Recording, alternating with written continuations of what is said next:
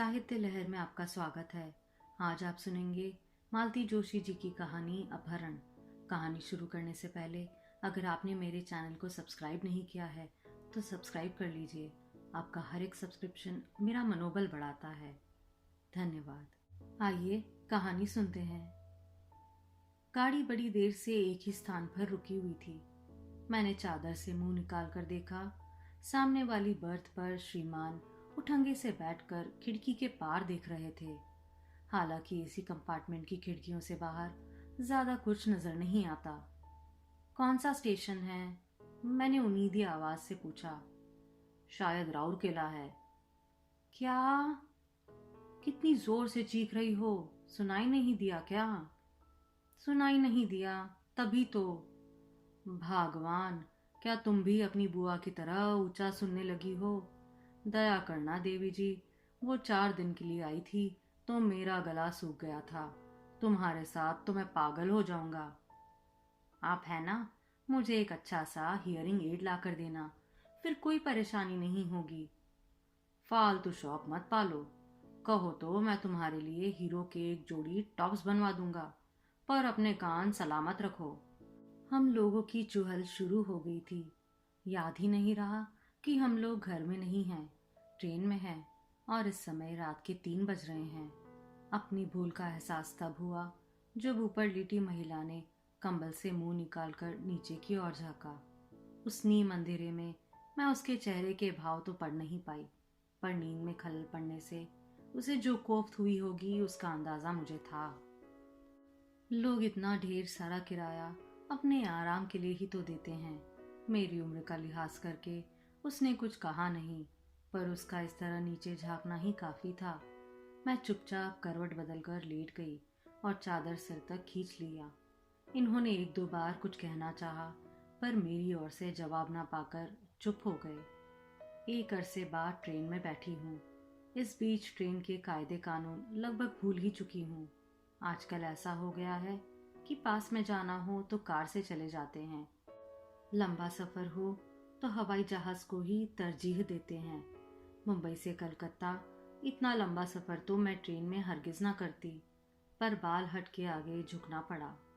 हुआ यह कि शिशिर की बिटिया ने कैलिफोर्निया में ही एक हिंदुस्तानी दूल्हा ढूंढ लिया था, पर दोनों की जिद थी शादी भारत में ही करेंगे और पारंपरिक तरीके से करेंगे। हिंदुस्तानी शादी का ग्लैमर ही कुछ खास है, तभी तो कई बार विदेशी लोग भी यहाँ आकर शादी रचाना चाहते हैं।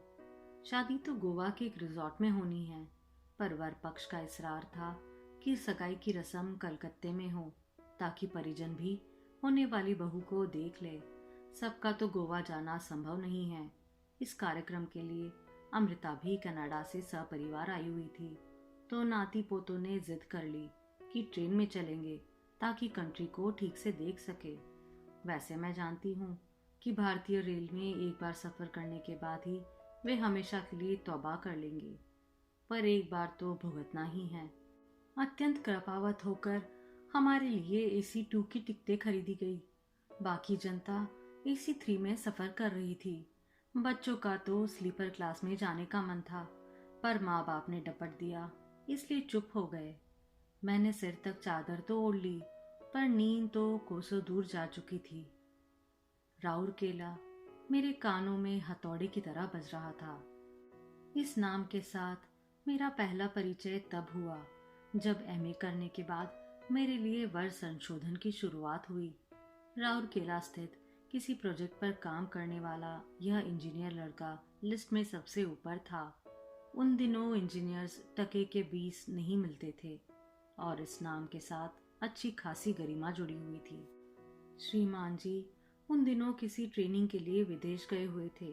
बरेली से उनके माता पिता अपने एक स्थानीय रिश्तेदार के साथ मुझे देखने गए थे और अपनी पसंद भी जाहिर करके गए थे। उन्होंने कहा कि बेटा विदेश से जैसे ही लौटेगा फॉर्मली ज्वाइन करके सबसे पहले यहाँ आएगा। उसकी स्वीकृति के बाद ही रिश्ते पर आखिरी मोहर लगनी थी, पर उन्हें अपने आज्ञाकारी बेटे पर पूरा विश्वास था। वे बोले कि आप तो शादी तयशुदा ही समझिए, बाकी तो सब फॉर्मेलिटी है। उनके इस विश्वास ने मुझे बल दिया था और मैंने सपने बुनना प्रारंभ कर दिया था। 3 महीनों तक मेरी ही नहीं, घर भर की आंखें कैलेंडर पर लगी हुई थी। नियम तिथि पर हमें उसके आगमन की सूचना मिली और घर उसके शाही स्वागत की तैयारी में डूब गया। यह कोई लड़की देखने का मामूली कार्यक्रम नहीं था, भावी दामाद की आगवानी थी। नियम समय पर वे मामा जी के साथ पधारे। माँ और भाभी रसोई में व्यस्त थी। भैया और पापा बाहर का इंतजाम देख रहे थे। मैं अपने श्रृंगार में मसरूफ थी और बार बार आईने में अपने को निहार रही थी। हम लोगों को पता ही नहीं था कि बाहर नियति कुछ और खेल रच रही है। शानदार अभ्यर्थना के साथ उन्हें भीतर लाया गया। आसनस्थ होने के बाद मामा जी ने बताया कि एक बार आने के बावजूद वे थोड़ा भटक गए थे, जिससे रास्ता पूछा संयोग से वह हमारी किराएदार ही निकली। वहीं गेट तक छोड़ने आ गई। नाश्ते का शाही सरंजाम पूरा होने के बाद ही भाभी मुझे ड्राइंग रूम में लिवा ले आई। मैंने देखा इस अभूतपूर्व स्वागत से उदासीन वह शख्स अनमान सा बैठा हुआ था। मुझे लगा शायद उन्हें मेरी प्रतीक्षा होगी। मैंने बाहर आने में जानबूझकर देरी कर दी ताकि प्रतीक्षा की घड़ियों को लंबा खींचा जा सके।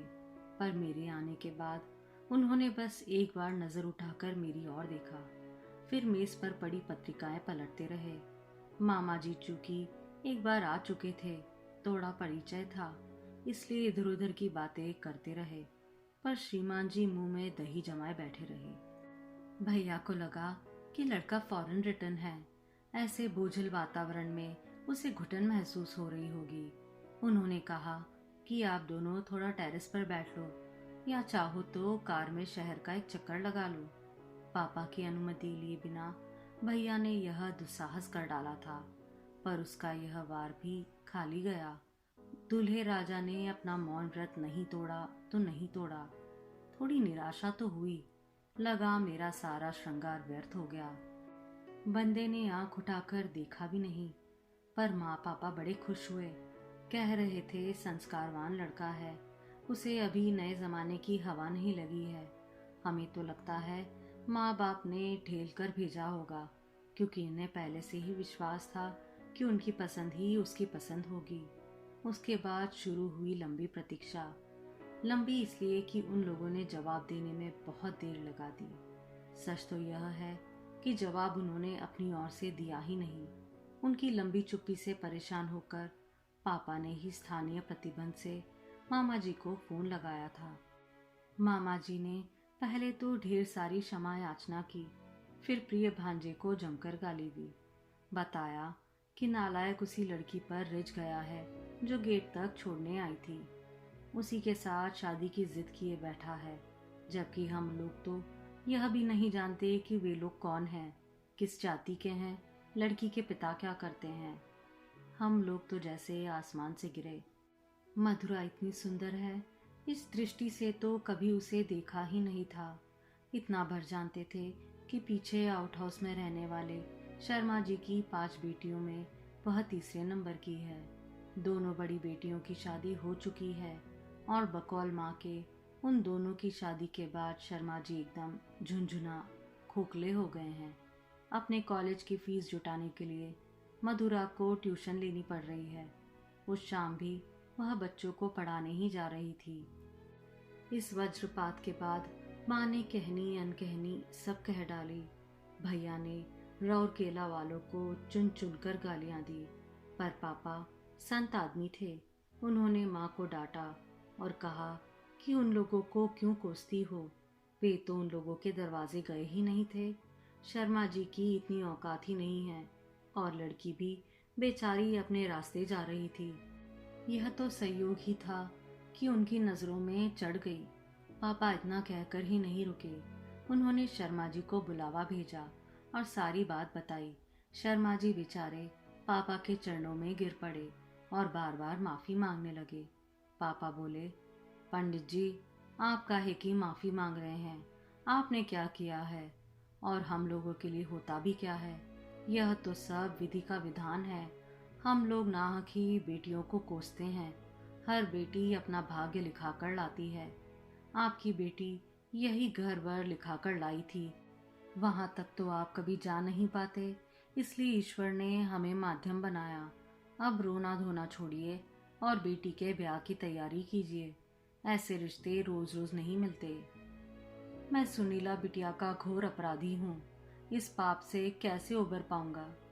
आपने कोई अपराध नहीं किया है। रही सुनीला की बात, तो उसके भाग्य में उससे भी ऊंचा घरवर होगा, तभी यहाँ बात नहीं बनी।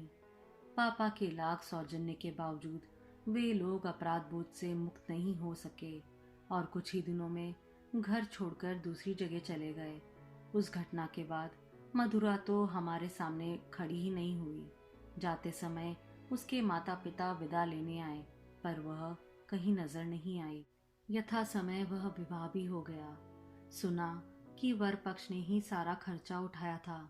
निमंत्रण हम लोगों के पास भी आया था, पर किसी के जाने का सवाल ही नहीं था। हाँ, माँ को संदेह ही नहीं पूरा विश्वास था कि पापा जरूर वहां गए होंगे और ढेर सारा पैसा देकर आए होंगे। उसके बाद कई दिनों तक मेरा हंसना बोलना, घूमना फिरना सब बंद हो गया था। मैं घंटों कमरे में बैठी शून्य में ताकती रहती। माँ पापा को मेरी चिंता होने लगी थी। भाभी जब तब मेरे बालों में हाथ फेरकर मुझे निशब्द सांत्वना देती रहती। आखिर एक दिन भैया के सब्र का बांध टूट गया। चीख कर बोले, तुम इस तरह बिहेव क्यों कर रही हो? यह कोई तुम्हारी लव मैरिज तो थी नहीं। Cheer up. ऐसे दर्जन भर लड़के लाकर मैं तुम्हारे सामने खड़ा कर दूंगा, लेकिन इससे पहले अपने आप को संभालो। तुम्हारी शक्ल पर ऐसे 12 बज रहे हैं मानो बड़ा भारी प्रेम भंग हो गया हो। प्रेम भंग ना सही, पर मेरा बड़ा भारी मान भंग तो हुआ ही था। वह भी एक मामूली हस्ती द्वारा। एक नाची सी लड़की मेरे रूप, गुण, विद्या, वैभव सबको धता बताकर मेरे नियोजित वर को हरण करके ले गई और मैं कुछ नहीं कर पाई। अपमान की आग में मैं सुलग उठी थी और लग रहा था मैं भीतर ही भीतर एक दिन शरण हो जाऊंगी।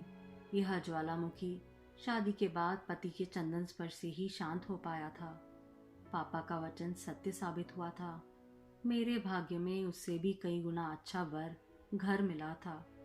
सुंदर, संपन्न, सुशील, सुसंस्कृत, सुशिक्षित, विशेषणों की कतार लग जा सकती थी। उसके बाद जिंदगी ने कभी शिकायत का मौका नहीं दिया। संतति, संपत्ति, मान सम्मान, शोहरत सब कुछ मिल गया था। पति के साथ आधी दुनिया घूम ली थी मैंने। अब भी साल के आधे दिन विदेशों में ही कटते हैं। बेटा यूएसए में है, बेटी कनाडा में। मुंबई में 4 बेडरूम वाला फ्लैट है। नासिक के पास अपना फार्म हाउस है। सुख और किसे कहते हैं? फिर उस शहर का नाम सुनते ही मन में मरोड़ क्यों उठी है? जिस शख्स की शक्ल मुझे याद तक नहीं है, उसकी याद में इतनी तड़प क्यों? जिस अध्याय को मैंने जीवन की किताब से फाड़कर फेंक दिया है, वह अपने समूचे विद्रूप के साथ मेरे सामने फिर क्यों खड़ा हो गया है? बुझे हुए शोलों में फिर से यह दहक कैसी? नहीं, यह किसी की याद नहीं है। यह तो अपमान की आँच है जो कभी बुझी ही नहीं थी, बस राख के नीचे दबी पड़ी थी। मधुरा, तूने मेरी अस्मिता को ठोकर मारी थी। मैं तुम्हें कभी माफ नहीं कर सकती। आप सुन रहे थे मालती जोशी जी की कहानी अपहरण। अगर आपको पसंद आई तो मेरे चैनल को लाइक, शेयर और सब्सक्राइब जरूर कीजिए।